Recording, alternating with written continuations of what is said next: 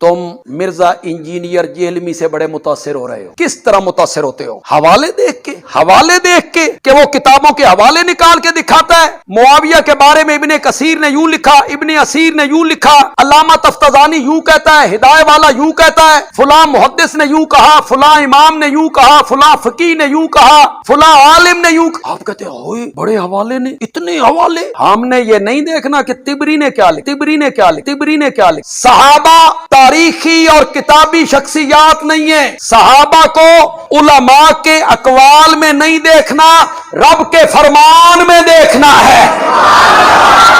قرآن کیا کہتا ہے؟ اس قرآن کو چھوڑ دوں، تاریخ کو مان لوں؟ اس قرآن کو چھوڑ دوں، مرزا انجینئر کی بات کو مان لوں؟ اس قرآن کو چھوڑ دوں، فلاں امام اور فلاں فقیہ اور فلاں محدث کی بات کو مان لوں؟ کیوں مانوں؟ نہیں مانتا. میں اس تاریخ کو مانتا ہوں جو معاویہ کے پیچھے ہاتھ باندھ کے پھرے. میں اس تاریخ کو مانتا ہوں جو معاویہ کے پیچھے ہاتھ باندھ کے پھرے. میں اس تاریخ کو مانتا ہوں جو معاویہ کے پیچھے ہاتھ باندھ کے پھرے. اسے مانتا ہوں. جو معاویہ کا منہ چڑھائے میں اس تاریخ کو دیوار پہ مار دیتا ہوں. ایک اہل حدیث عالم کا کہنا ہے کہ آپ لوگ ایک صحابی کی وجہ سے بخاری مسلم کی روایات پہ سکوت کیوں نہیں اختیار کر لیتے؟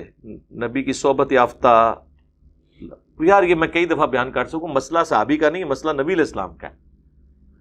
اگر وہ صحابی کے مقابلے میں صحابی رہتا اور حضور کی حدیثیں نہ ہوتی تو پھر ہم چپ کر جاتے. اب نبی صلی اللہ علیہ وآلہ وسلم اگر خاموش نہیں ہے تو ہم کیسے خاموش ہو جائیں؟ اگلے دن وہ ایک مولانا صاحب کا کلپ اپلوڈ ہوا تھا، دیکھیں کتنا دھوکہ دیتے ہیں، جھوٹ بولتے ہیں. اب اس کا یہ سٹیٹس نہیں کہ میں اسے مشہور کروں، ویسے اپنے فرقے میں وہ سب سے ٹاپ پہ ہے، جو بندی مماتیوں کا مولوی ہے. آپ کو پتہ چل جائے گا میں کس کا نام لے رہا ہوں بغیر نام لیے.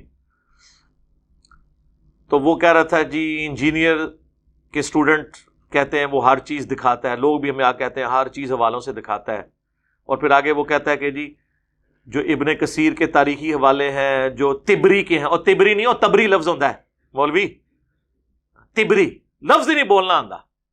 اچھا یہ میں کوئی بدتمیزی اس کے ساتھ نہیں کر رہا، وہ چونکہ یہ کلیم کرتے ہیں نا باقیوں کے بارے میں، مولوی ہے نا، تو مولویوں سے تو پھر ہم اس طریقے سے ہی بات کریں گے نا کہ تم لوگوں کو بڑا زوم ہوتا ہے نا کہ آپ لفظ ٹھیک بول لیتے ہو. اس کو آپ حذف کر دیں اس گفتگو میں سے. تبری کے حوالے، ابن کثیر کے حوالے، فلاں کے حوالے. تم مرزا انجینئر جیلمی سے بڑے متاثر ہو رہے ہو. کس طرح متاثر ہوتے ہو؟ حوالے دیکھ کے کہ وہ کتابوں کے حوالے نکال کے دکھاتا ہے. معاویہ کے بارے میں ابن کثیر نے یوں لکھا، ابن اسیر نے یوں لکھا، علامہ تفتزانی یوں کہتا ہے، ہدایہ والا یوں کہتا ہے، فلاں محدث نے یوں کہا، فلاں امام نے یوں کہا، فلاں فقیہ نے یوں کہا، فلاں عالم نے یوں کہا. آپ کہتے ہیں ہوئے بڑے حوالے نے، اتنے حوالے. ہم نے یہ نہیں دیکھنا کہ طبری نے کیا لکھا. صحابہ تاریخی اور کتابی شخصیات نہیں ہیں. صحابہ کو علماء کے اقوال میں نہیں دیکھنا، رب کے فرمان میں دیکھنا ہے. قرآن کیا کہتا ہے؟ اس قرآن کو چھوڑ دوں، تاریخ کو مان لوں؟ اس قرآن کو چھوڑ دوں، مرزا انجینئر کی بات کو مان لوں؟ اس قرآن کو چھوڑ دوں، فلاں امام اور فلاں فقیہ اور فلاں محدث کی بات کو مان لوں؟ کیوں مانوں؟ نہیں مانتا. میں اس تاریخ کو مانتا ہوں جو معاویہ کے پیچھے ہاتھ باندھ کے پھرے. میں اس تاریخ کو مانتا ہوں جو معاویہ کے پیچھے ہاتھ باندھ کے پھرے. میں اس تاریخ کو مانتا ہوں جو معاویہ کے پیچھے ہاتھ باندھ کے پھرے. اسے مانتا ہوں. جو معاویہ کا منہ چڑھائے میں اس تاریخ کو دیوار پہ مار دیتا ہوں. او پائی نکل اپنے اس تو باہر، دنیا بدل چکی ہے، اپنے غار تو باہر نکلو. تبری دے والے نہیں نے، بخاری مسلم دے والے نے. یہ دھوکے تو نہ دو. تبری کے تو ہم نے اپنے حوالے لائے ہی نہیں ہیں. وہ لائے تو آپ لوگ تو یہاں کھڑے نہیں ہو سکتے. جن لوگوں کا آپ دفاع کر رہے ہیں ان کا تو ایمان ہی مشکوک ہے تبری کی روایتوں میں. لیکن ہم نے کبھی پیش نہیں کی تاریخی روایتیں. ہم بات کرتے ہیں بخاری مسلم سے. یہ تو بخاری میں حدیث ہے عمار کو باغی جماعت قتل کرے گی. مسلم میں بھی عمار انہیں اللہ اور جنت کی طرف بلائے گا، وہ جماعت جہنم کی طرف بلائے گی. 2812. یہ مسلم میں حدیث ہے 240. علی سے محبت نہیں رکھے گا مگر مؤمن، علی سے بغض نہیں رکھے گا مگر منافق. تو آپ کو تکلیف کیوں ہوتی ہے؟ آپ کو کیوں ڈر لگ جاتا ہے کہ آپ اسی کیٹیگری میں فال کر رہے ہیں؟ یہ بخاری کے اندر حدیث موجود ہے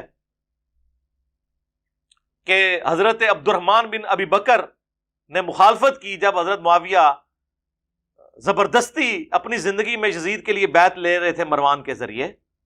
بڑی دردناک روایت ہے، وہ بیان نہیں پوری کرنا چاہتا، میرا کربلا والا ریسرچ پیپر پڑھ لیں. یہ بخاری کے اندر حدیث موجود ہے کہ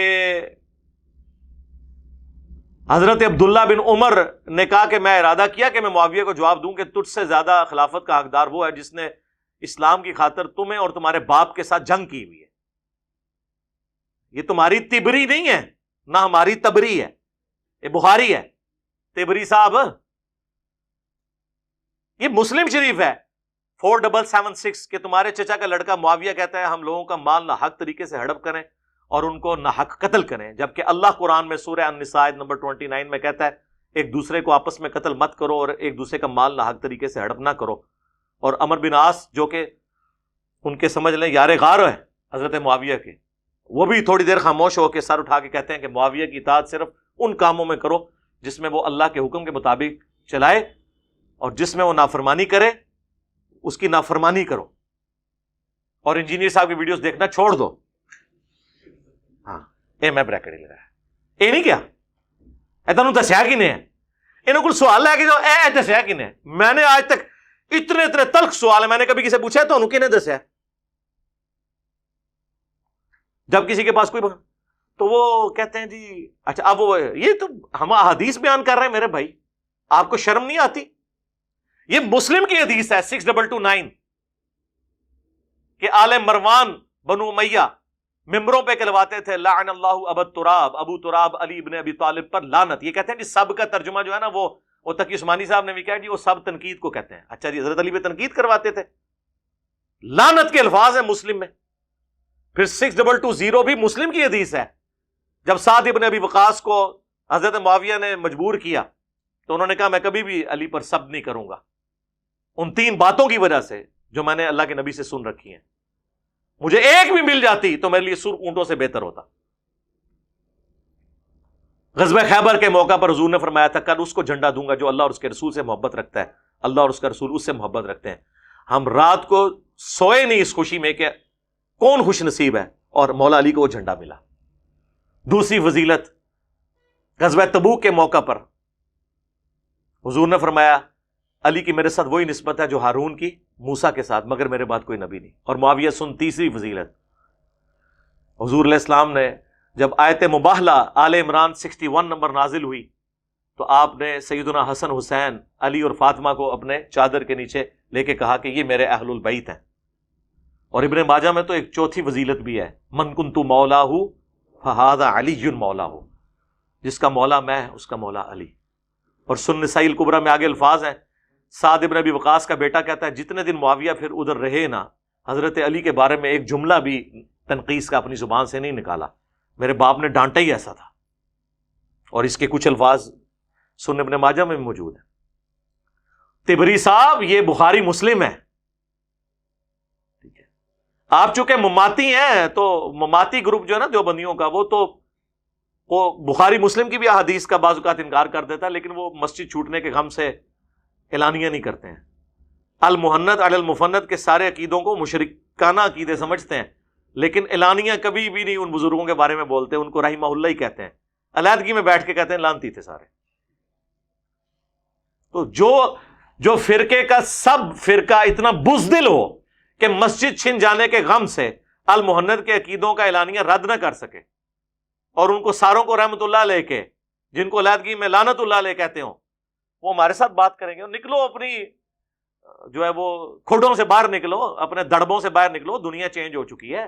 یہ حوالے ہیں تو وہ آخر میں جا کے کہتے ہیں جی صحابہ کرام جو ہیں وہ تاریخی شخصیات نہیں ہیں بلکہ قرآنی شخصیات ہیں، اور اس سے کہہ کہ وہ ہماری باتوں کو تاریخ کے کھاتے میں ڈال رہے ہیں.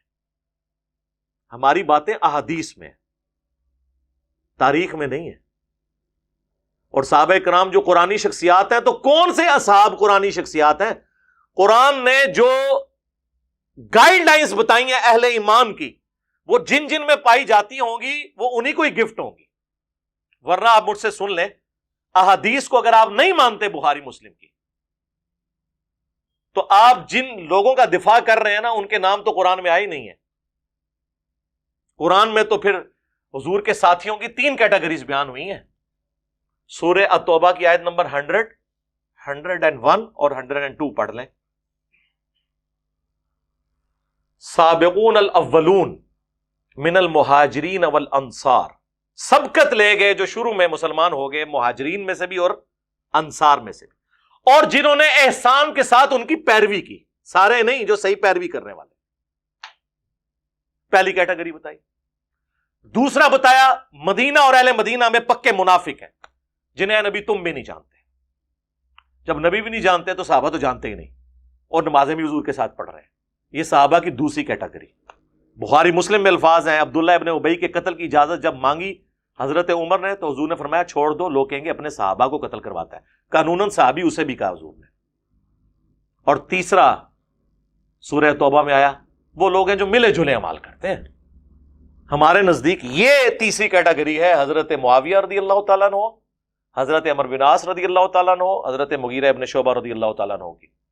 ہم نہیں منافق انہیں کہتے ہیں، ہم رضی اللہ تعالیٰ عنہ کہتے ہیں، لیکن آپ ان کو خلفائے راشدین کے مقابلے پہ کھڑا کریں تو پھر ہم آپ کو بتائیں گے کہ قرآنی شخصیات جن کو آپ کہتے ہیں نا، جن کو رول ماڈل بنایا گیا، وہ یہ لوگ ہیں، سابقون الاولون، صلح حدیبیہ کے لوگ۔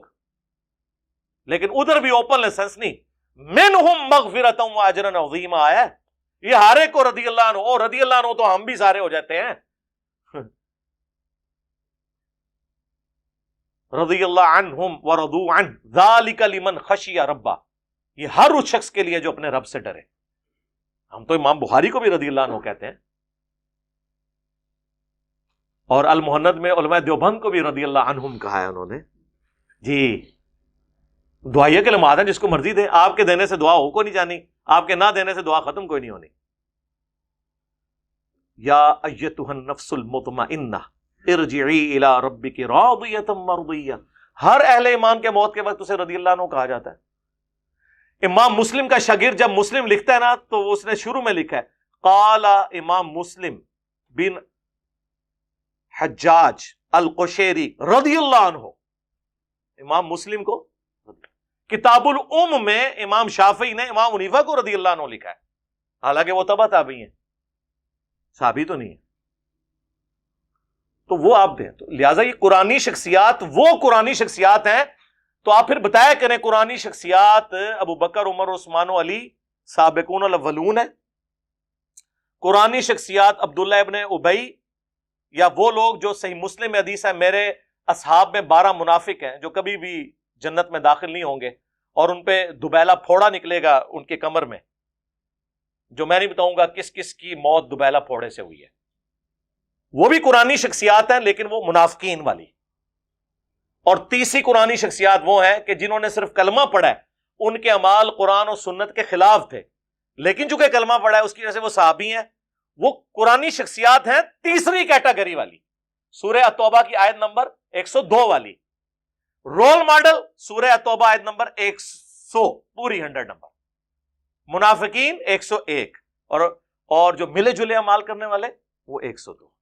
تو قرآنی شخصیات پوری بتائیں نا، ہر ایک کے اوپر تھوپا ہوا ہے کہ جی رضی اللہ عنہم کل وعد اللہ الحسنہ۔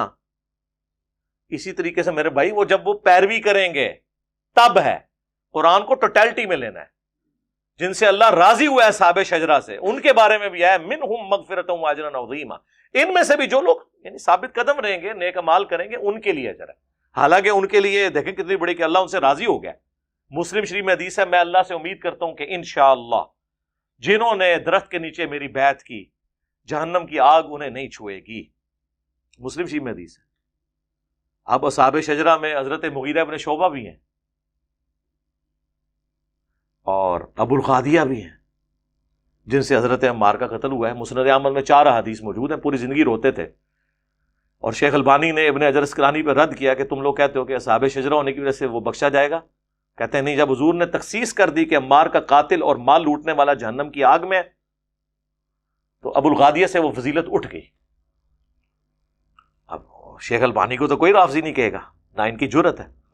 تو یہ دھوکہ دینا آپ بند کریں، لوگوں کو اس طریقے سے نہ کریں، قرآن و سنت پڑھیں۔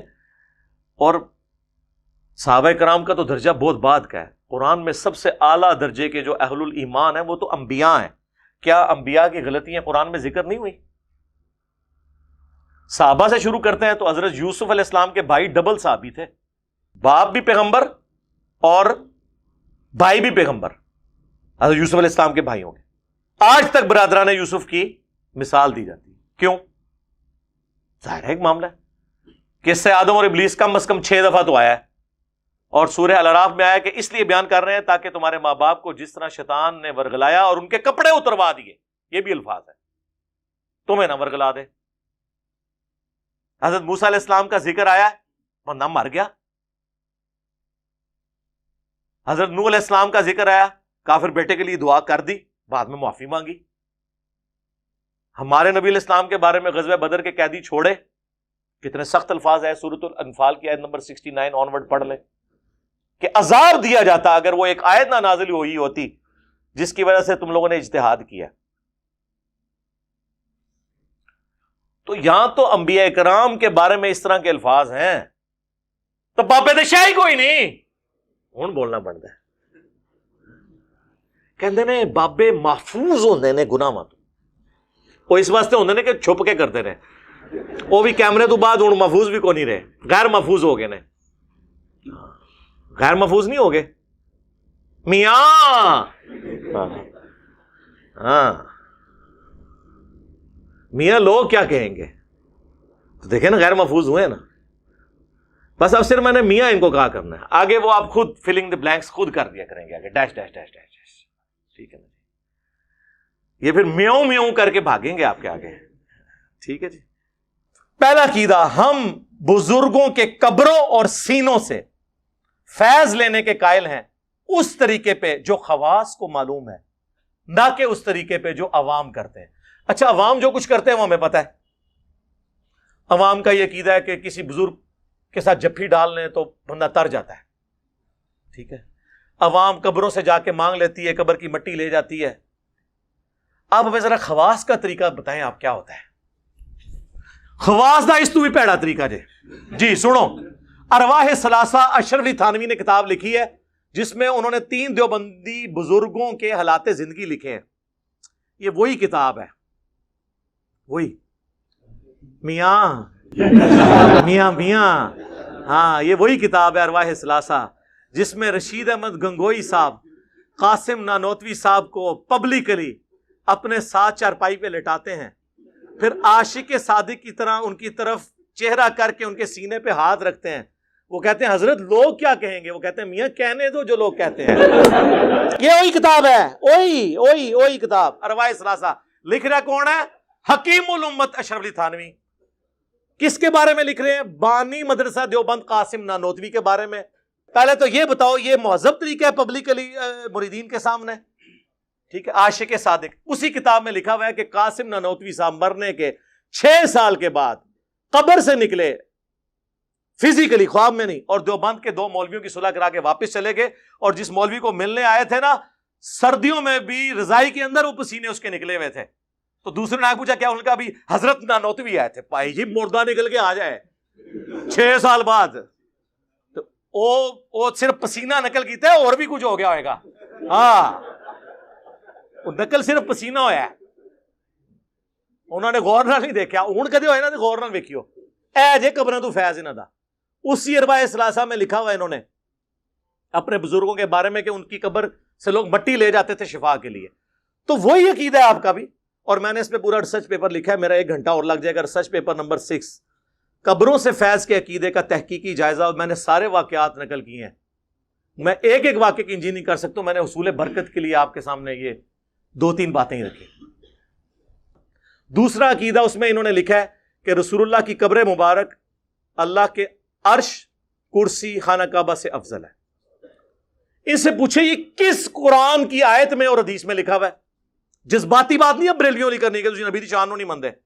اچھا جی نبی دی شان نو منیے تے حضرت عیسیٰ نو اللہ دا بیٹا کہہ دئیے, گل کرنے لی کرو. اور تیسرا عقیدہ میں نے المحنت سے بتایا تھا کہ یہ کہتے ہیں کہ نبی علیہ السلام کی قبر مبارک میں جو حیات ہے دنیا کی سی ہے. کہتے ہیں جی وہ ہم نے دنیاوی نہیں کہا, دنیا کی سی کہا ہے. دیکھو کیسے نے,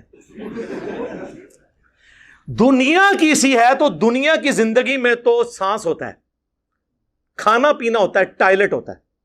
کیا قبر مبارک میں یہ ہے؟ اوے شہید جو رسول اللہ کہ دین پہ جان دیتا ہے اس کی زندگی کا آپ کو شعور نہیں. نبی علیہ السلام کی تو قبر مبارک میں زندگی جنت کی وہ تو اتنی عرفہ والا برزخی ہے. یہ 3 عقیدے ہیں جی بتا دیے المہند کے. قیامت تک ٹائم جے پوری ذریت حنفیہ دیوبندیہ نو بھی اور سارے علماء نو بھی اپنے اپنے بورے کھولو, ویڈیو چڑھاؤ. اے تے ویڈیو چڑھنی جے اے آٹ کرے گی تانوں قیامت تک.